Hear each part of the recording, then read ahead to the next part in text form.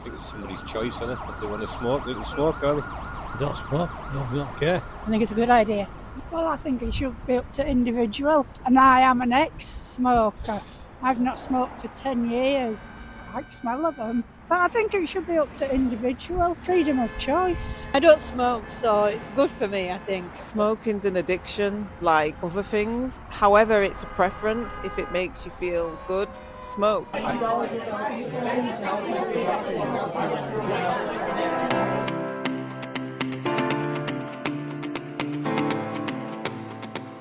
Hi guys, and welcome to the first episode of Talk Lounge with Taofeekat, the podcast where we dive deep into the hottest topic making headline in the news.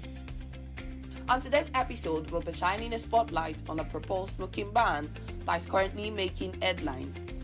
This week, we'll be joined by 3 guests who all have different views on the proposed ban. In recent years, the global fight against tobacco use has intensified, with government and health organizations ramping up efforts to curb smoking rates and protect public health.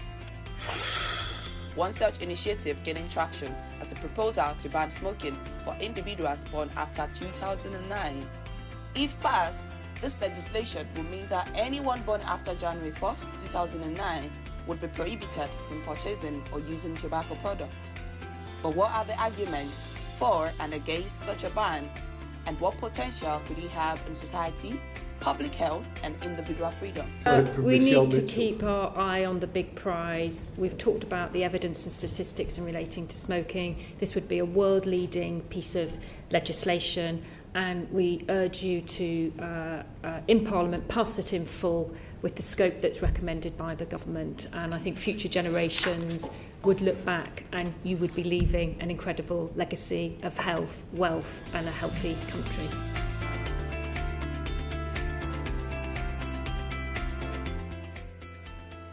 Our first guest today is Joanne Anderson, a senior sales assistant at Greggs, who will be sharing her insight on the proposed ban. Hi Joanne! Hi Taofeekat. What are your thoughts on the proposed tobacco ban and vaping repackaging for individuals born after 2009? Joanne, do you believe it will effectively reduce the smoking rate and promote a healthier lifestyle, or do you think there are other approaches you think will be more effective? I think that basically that people will generally, there'll be more theft in shops, there'll be more actively kids smoking and getting parents to be going to, older people to go in shops and buy stuff for them. And I generally think that, I don't think kids should smoke anyway. That's my personal opinion. I am a smoker, but I don't vape. But I don't think that, I think smoking should have been banned a long time ago before it effectively started to affect people's lifestyle anyway. Because it's very expensive anyway now, people can't afford it. It's a habit now. Do you believe that the ban infringes on personal, freedoms, or do you see it as a necessary measures to protect public health? What do you think? I think it's necessary. I think it needs to be done.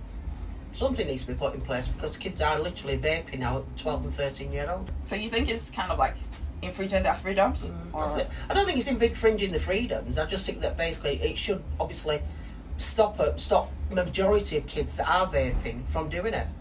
And then obviously they're not going to be able to do it anyway now because some of them weren't born until 2012. You know, and some of the kids I know are vaping that were born in 2012. They walk past my house every day. What impacts do you think this ban would have on current smokers? Like, what do you think it's going to, change anything? You said it's not going to change anything to me. I think it's going to inflate prices though. I think the actual government will put the prices up yet again. Because they're going to lose sales on the 2009 kids, theoretically. So our price of cigarettes will inflate again. And I think it's going to get to a point where people physically cannot afford to smoke. Oh, so do you think that's a good thing? Well, in perspective, yes. But then when I look at it from another lifestyle, when you've got people that don't do anything else, just sit at home all day, or they're retired and they don't go out, they don't do anything. And that then to them is their little bit of freedom. You know what I mean? Like my mother smokes, but she vapes in the house. She's actually managed to cut down a cigarette from 40 days to down 20 every 3 days. Packet of 20 cigarettes now will last 3 days, where before it didn't. But I mean, she was born in 1950. this is the last question. Have you by chance, Joanne, encountered any challenges or discrimination as a smoker in a society? And how do you think the ban will affect this? I think it'll affect more because people do tend to give you this, not everybody, but you do tend to get snide looks, especially if you stood in an area where, like, for instance, if I went and stood in the bus stop and smoked, which I wouldn't, because people are in there, generally they're in there to catch a bus and they don't want to get your second passive smoking. When I went to Florida, they banned it in all the actual parts and everything, so you couldn't smoke in Florida. You know, same as New York, you're not allowed to smoke on the streets. I know it's not affected them. Because they've been doing it for years. For years. Yeah, so you've got quite discrimination. I've had it in the past, but I tend to have a bit more respect for people that don't smoke. I don't tend to stand near them. I move away from them, or I go somewhere else. You know, we don't even smoke. Me and my partner smoke. We don't smoke in the house. We go outside to smoke because I've got an 11-year-old daughter, which I don't think should get. You know, affected with the smoke. Yeah, exactly. And we've also got a 27-year-old son, so neither of them smoke. So you've learned. So out of respect from that, we go outside. Good one. Which means I smoke less because I don't want to go outside sometimes because it's cold. Yeah. Okay. All right. Thank you, Joanne Anderson. It's nice to have you here on this podcast. Thank you for having me, Taofeekat. Goodbye.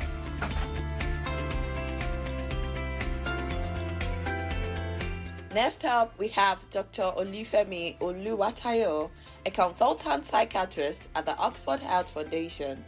He will be joining us to share his insights as a non-smoker and a doctor in the mental health department.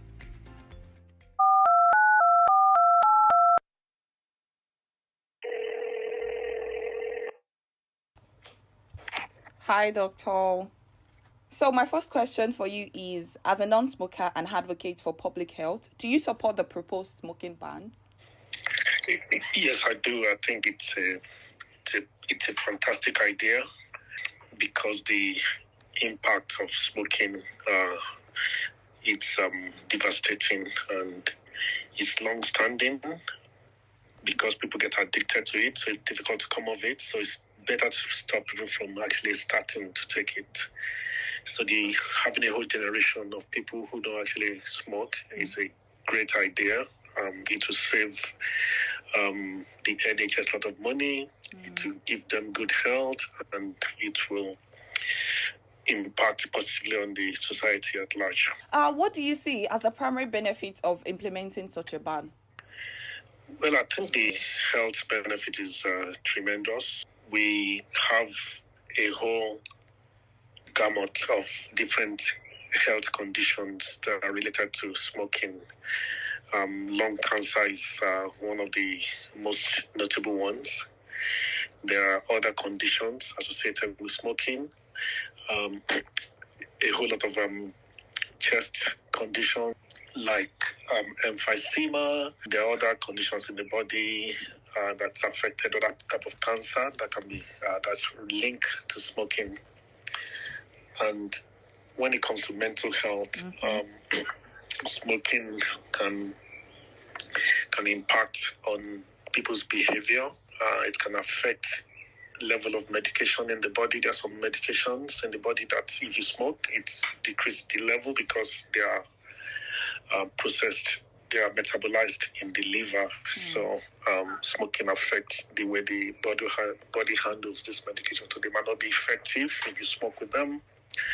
A lot of people in mental health, when they smoke cigarette, then the next thing is they start smoking other things, which is often part of like an association, because when you start smoking cigarettes, you mix with some people, like a group, and then before you know, you start smoking cannabis and other drugs, so it kind of gets associated with each other.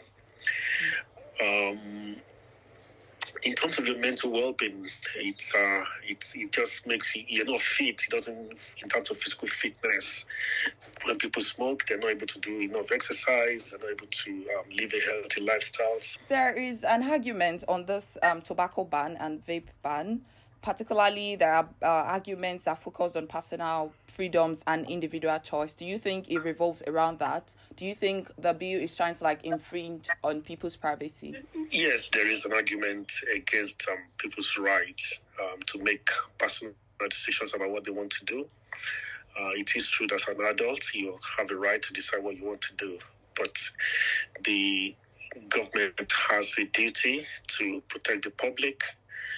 The one thing which I forgot to mention that there is passive smoking as well. So a lot of people actually do get some of the effect of smoking, even though they are not smokers. So the smokers pollute the air, and that air is breathed by other people.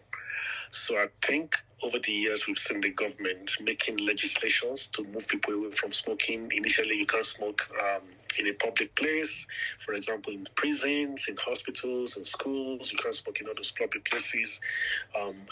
Slowly, this ban has been extended over the years, so people can say, "Oh well, our right has been deprived." Well, the government has a duty to protect the bigger public and the general public, particularly from people who don't smoke.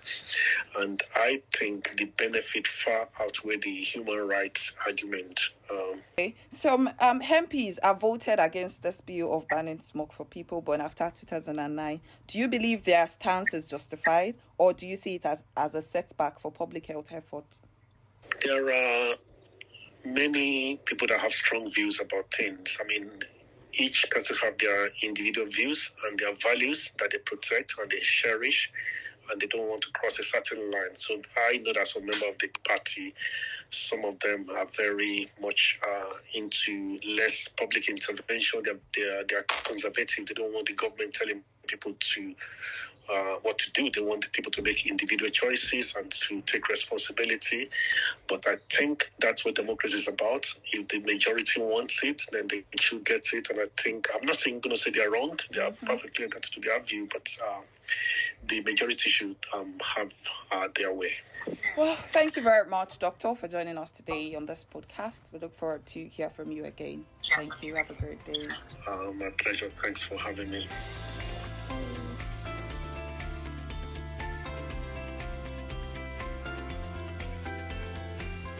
Our final guest today is Dr. Islamiyah Adeyemi, a specialty doctor in psychiatry. So, Doctor, how does this proposed ban align with broader public health objectives and initiatives to reduce tobacco use? Definitely. I think the ban is one that aligns closely with already the public health objective that we already have on ground. We all know that tobacco consumption is a leading cause of preventable death and disease globally. So it's important that this ban would prevent children that are born after 2009 from being ever exposed to smoking. Yeah, true. And Doctor, what measures do you think should accompany this kind of ban to support smokers in quitting? You know, this is not like a kind of like easy thing for people that are already, children that are already addicted to smoking. What would you say about that? What measures do you think should accompany the ban? Yeah, there needs to be a lot of support to help people that are already smoking to quit smoking.